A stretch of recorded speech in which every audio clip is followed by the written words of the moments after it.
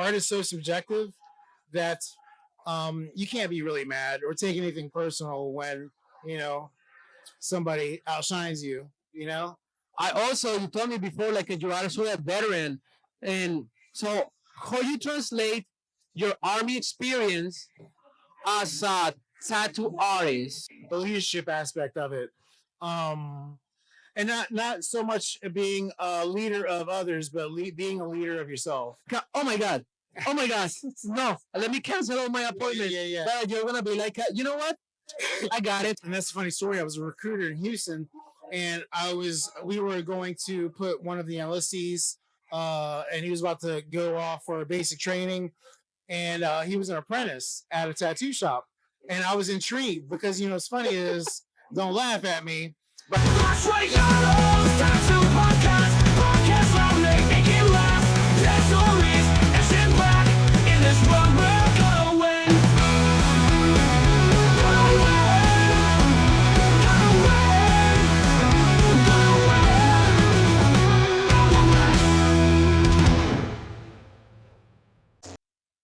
Hello, my friends from Los Rayados. It's me again from Ink Mania Tattoo Fest, and we are with Peter Justice from Orlando, Florida.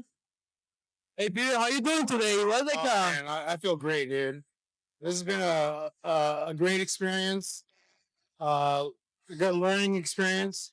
I'm so grateful to be here just because of all the people that have actually paved the way for tattooing are here, and getting to know them on a personal level is actually helping me with my career because I been tattooing for over 20 years, but it's got a lot of dips, a lot of highs, and a lot of lows, a lot of adjustments that need to be made, with the economy and how things are going now recently.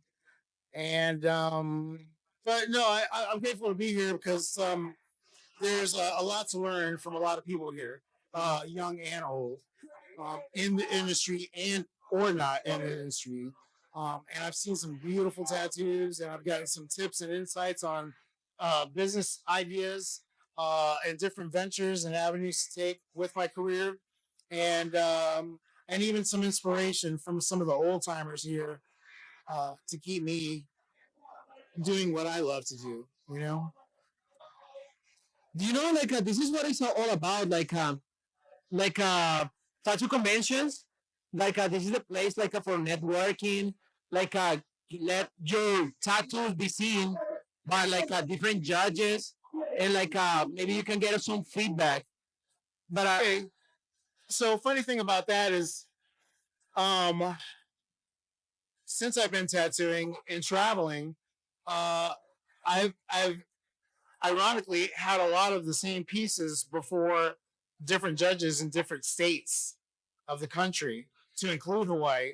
So how that happened, I don't know. I've had clients that travel just as much as I do, and they've entered my pieces, and those pieces will win awards, and those same pieces won't even place at all.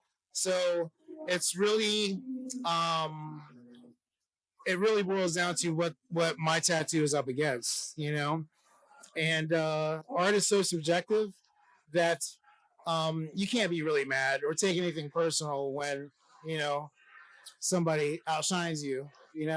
But it feels good to take something home, from something that you achieved and created for someone from something to nothing, and vice versa.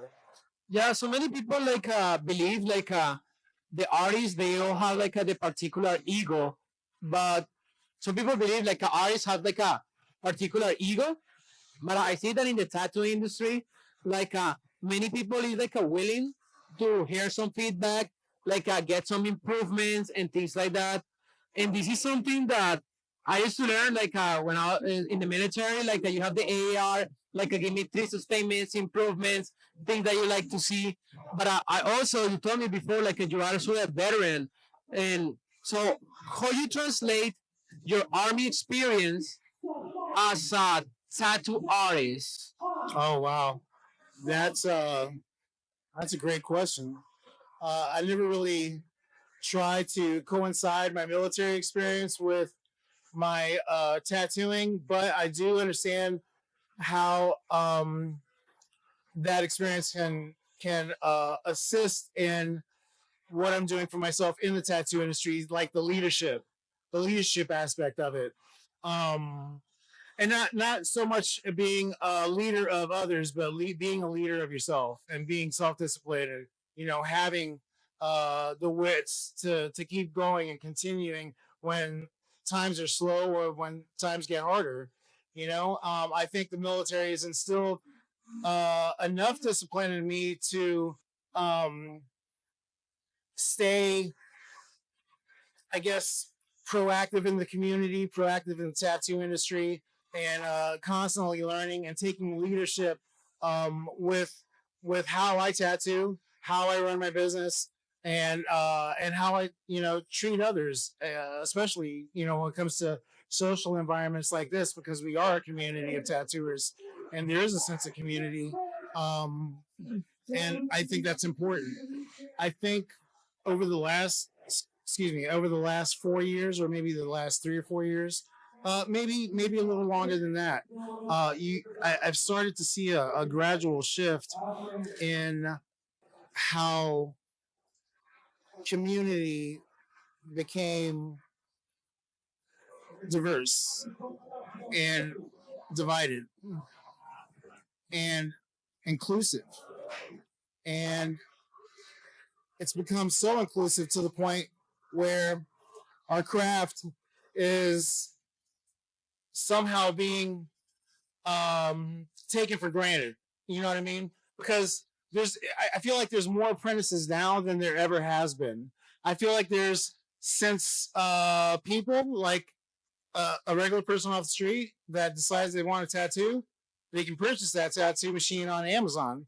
They can learn how to tattoo from YouTube, and I think that the art has got the not only the art but the craft has gotten away from us, because now there's the industry is so saturated with artists, um, that it's harder for those ones that have been in the game for a while to stay consistent and stay congruent with everyone that is coming on to the industry that's new, and just blowing people out of the water with their designs. I've seen some amazing work here that I could learn from. So it kind of goes hand in hand. As much as I want to say gatekeeping should be a thing, on the flip side of the coin, I'm appreciating the artwork and the tattoos that I'm seeing coming from these younger tattoo artists. It's just amazing, mind blowing. From the line work to the contrast to the color to the uh, just the appreciation of the art. You see the heart, their souls going into these pieces, and it shows. And that's something to be inspired by for myself. It makes me want to be next level, because like those tattoos are next level. I've never seen, and the thing is like how they're doing it. It takes an incredible amount of patience. Like I see it, but many people have told me, okay, this new generation of tattoo artists, they came with the AI already. Do you have Procreate that is kind of new? And do you have like this amount of technology? But sometimes this background experience, like, okay, what are you gonna do if the printing machine doesn't work? What are you gonna do if the phototerming machine doesn't work? Like, do you remember like in the beginning, like you have to have like the paper and you need to like kind of make your own stencils, like sharp your needles, make your own linears, and like those kind of adversities, like you face in the beginning that maybe this new generation of tattoo artists are not gonna face, will help you in that case, like you face these difficulties, like okay, your printing machine at the tattoo shop doesn't work. Many of these people are gonna be like, oh my god, oh my gosh, no, let me cancel all my appointments. Yeah. But you're gonna be like, you know what? I got it, and you're gonna be able to solve. You know what I mean? Well, yes. And that's a kind of advantage that you have right now. on top of this tattoo artists that they just start to get in the game.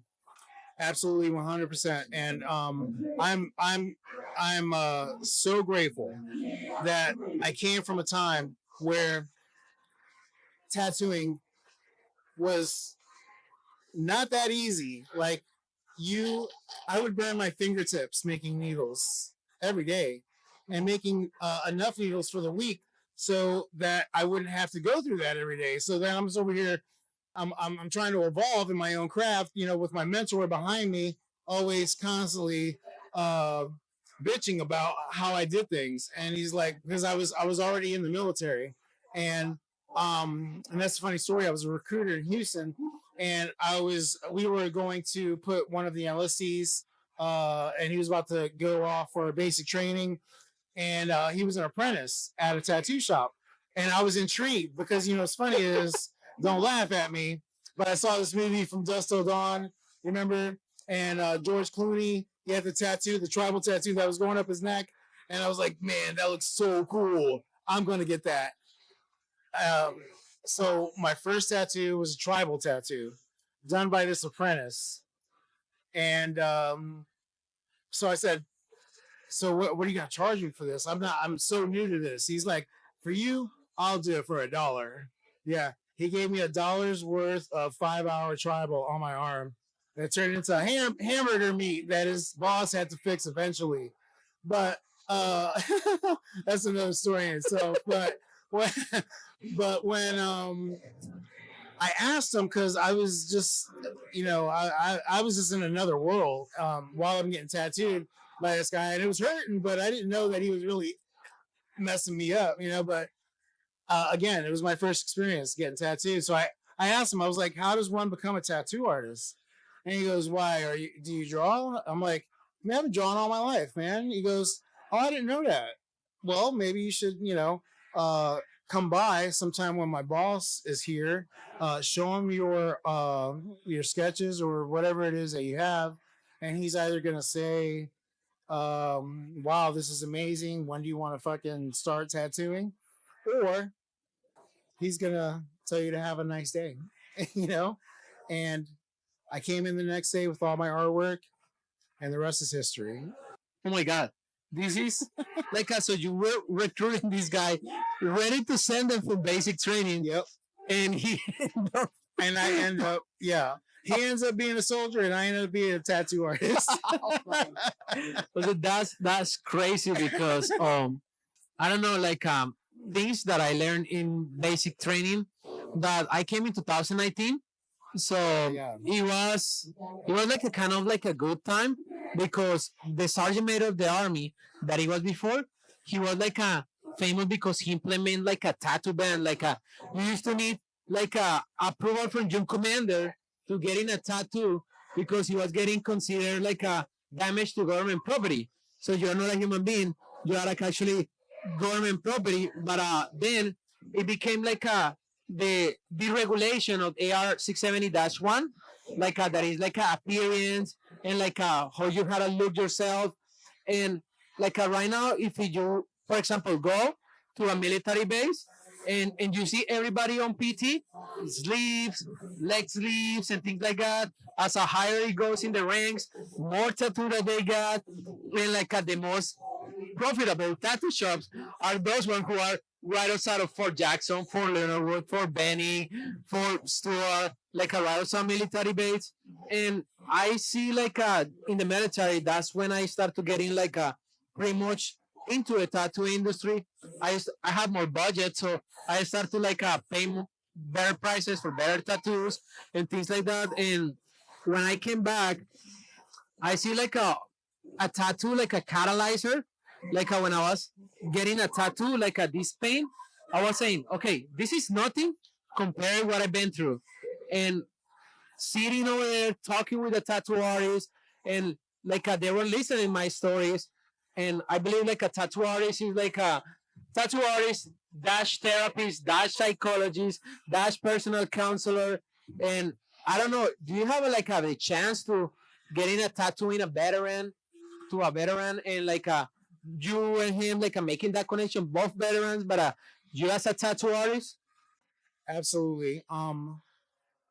The beauty of what I went through in my life experiences being in the military has helped me to not only cope but have these conversations with my clients. You know, because I have a deep understanding of what they're going through. You know, while I'm tattooing them, and my own personal experiences, if you know, telling you know and sharing these conversations with veterans and non-veterans, you know, the what they're walking away with is something new that they've learned, you know, like a new self discovery that they didn't know. And I'm not saying I'm bright.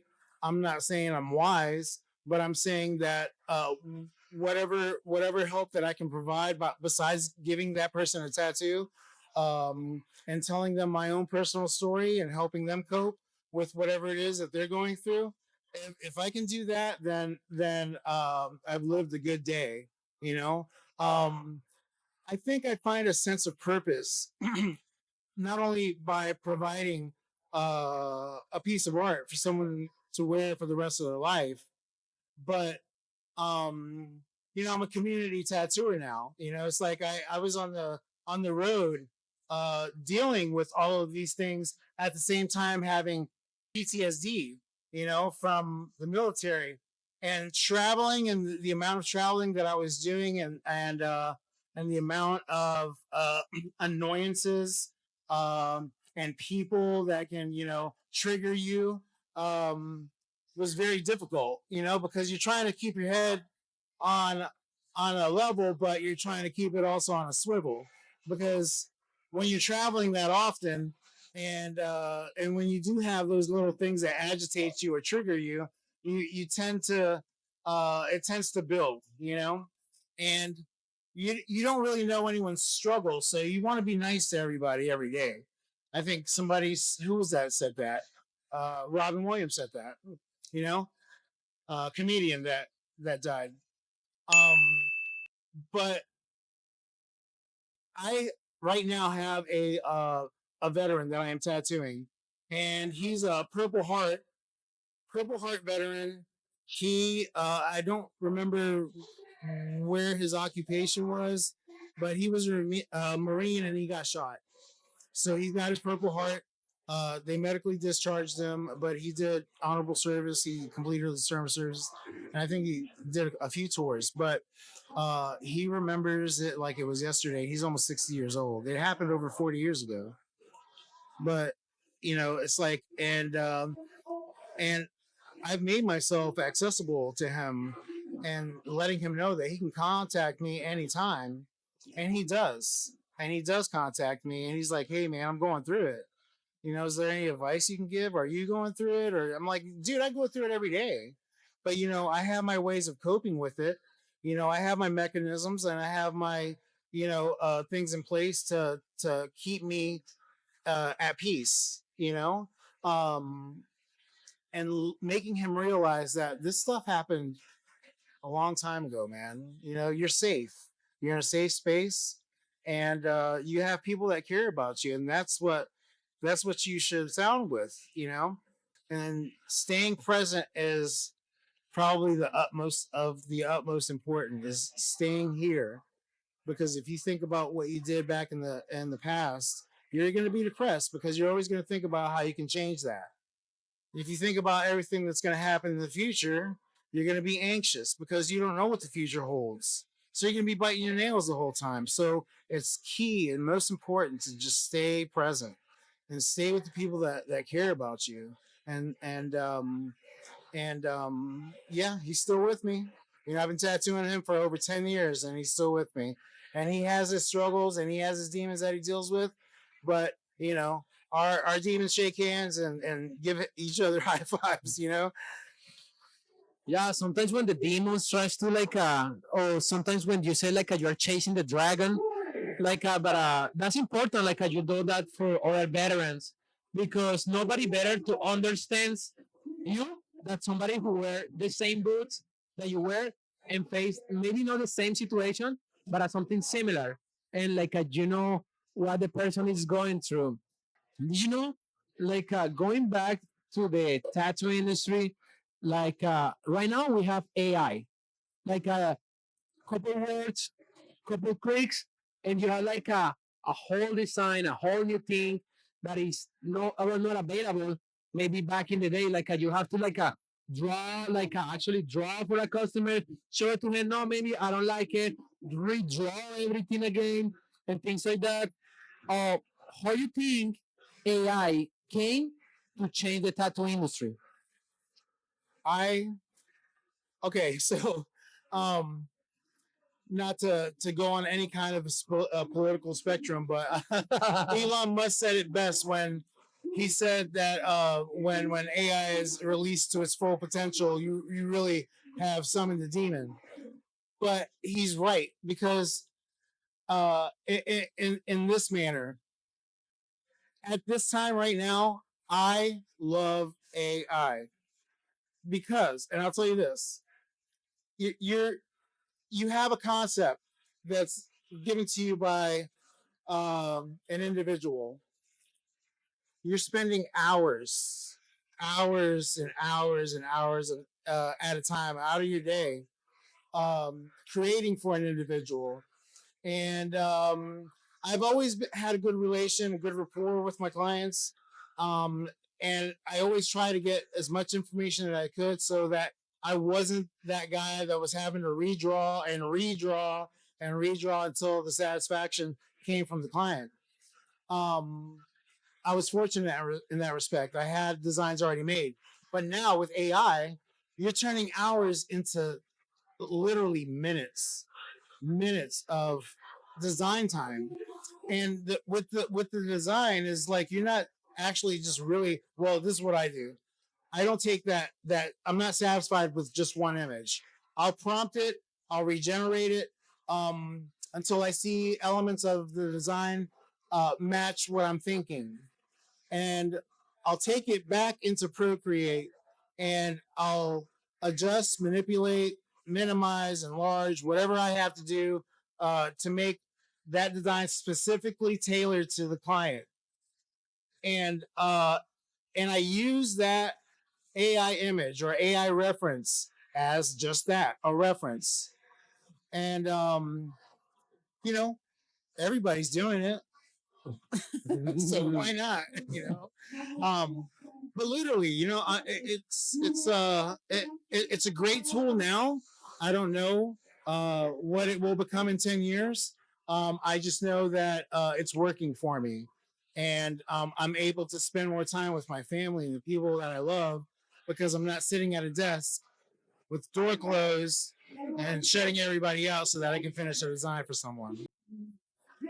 That's the key word, like saving time. But also, I see sometimes some tattoo artists.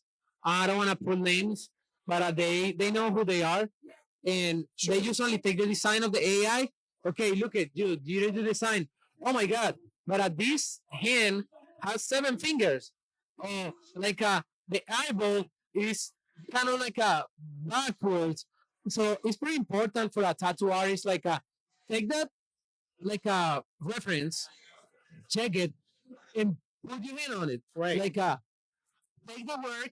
Like they're paying you. It's the tattoo is not cheap. Like I will tell everyone, hey, if you wanna like a low budget, better get on a sticker because tattoo like it's worth it to put money because it's something that you're gonna carry all your life. And for example, what do you think that is gonna be the next big step in the tattoo industry? When it comes to the process of doing the tattoo for the individual using AI, I don't know. Honestly, I don't know. It's it's like rolling the dice and just wondering where it's gonna land.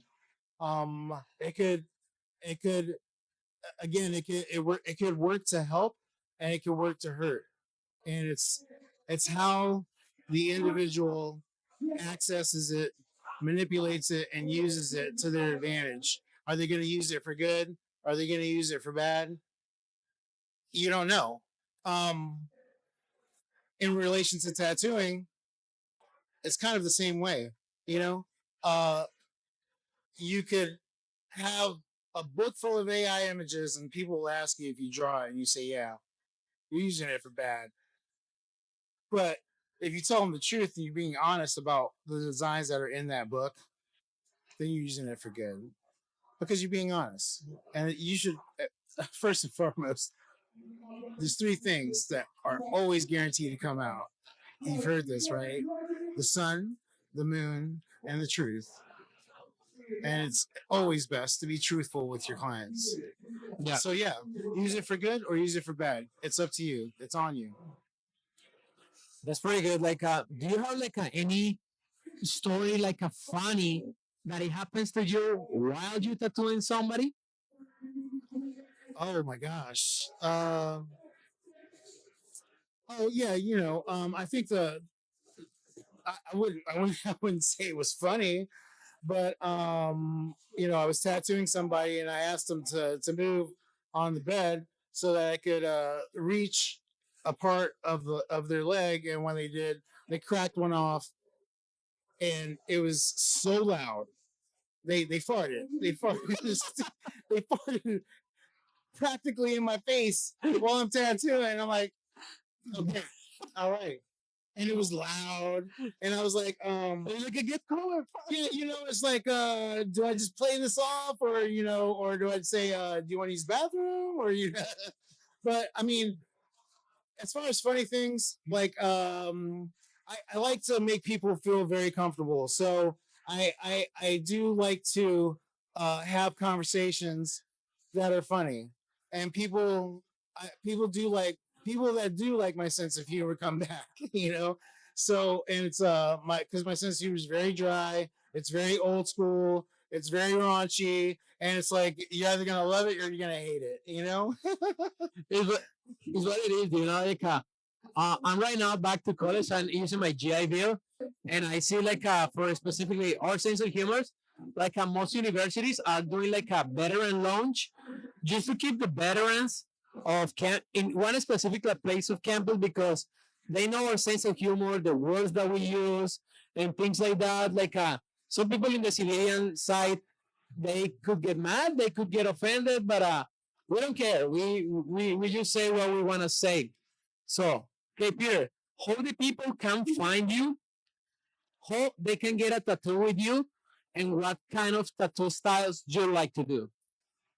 Okay, so when I was learning how to tattoo, my boss or my mentor said, you want to do everything that walks in the door. If you want to keep the lights on, if you really love this craft, but use it for a means of living, then you do everything that walks in the door. But I'm going to teach you American traditional first. So I was doing that for 6 months straight, almost a year, American traditional. It was awesome. I was learning the basics. But then when people started coming to me for different styles, then I would have to step back, study, regroup, and learn that style before I tattooed it. Or, you know, just go for it, and whatever happens, happens. And 9.5 times out of 10, it worked in my favor. But what was that question again? How they can find you. How they can find me? Okay. All right. So in my styles. All right. So American traditional, and you're gonna edit this later, right now, right? So American traditional. Then I evolved to new school. Then I started doing portraits. Then I got into black and gray lettering. And, I've been tattooing now for over 20 years. I've always been an all around tattooer. New school is what I love to do because I like to illustrate and be illustrative tattoos. But I will do anything that you put in front of me. And my portfolio proves it. My reviews prove it as well. Because not only am I versatile with all of these styles, but I have a personality to match that, whether it's right, wrong, or indifferent, good, bad, or ugly, it's me, and the highest frequency that you can vibrate at is authenticity. Authenticity and being authentic is a higher frequency that you can vibrate at more than love. So that's what I try to do. I just try to be me. If you don't like me, I'm sorry. If you do like me, let's go. Let's go. So now, my shop is All the Glitters, Tattoo and Social Club. My Instagram is at All That Glitters Orlando, and on that page, my number. You can reach me by text if you want to book, or you can DM to book with me at All That Glitters Orlando. All right, Peter, that was been a pleasure to talk to you. That's amazing. Remember, find Peter, a really good tattoo artist in Orlando, also Army veteran. Stay tuned with those Rayados. Thank you so much, brother. Thank you, man. Thank you. It was amazing.